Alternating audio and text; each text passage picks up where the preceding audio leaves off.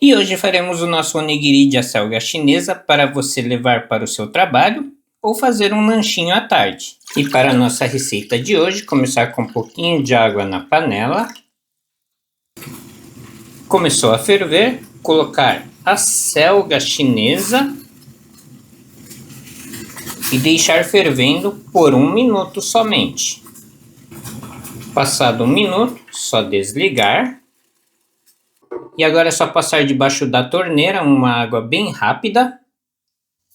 Cortar em pedaços bem pequenos, quanto menor melhor. E essa acelga que eu cozinhei somente durante 1 minuto, porque ele cozinha muito rápido. Até essa parte aqui mais dura já está bem mole. Aqui bem picado. Tirar o excesso de água. Apertar bem. E olhem só quanto de água saiu. Vou colocar aqui nesse recipiente arroz japonês cozido, 1 colher de chá de katsuobushi,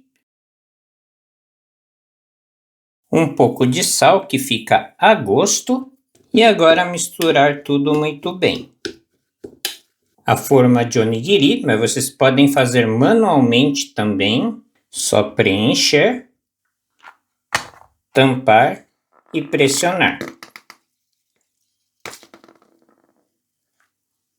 Bem fácil, bem fácil, bem rápido. Um onigiri simples e bem saboroso.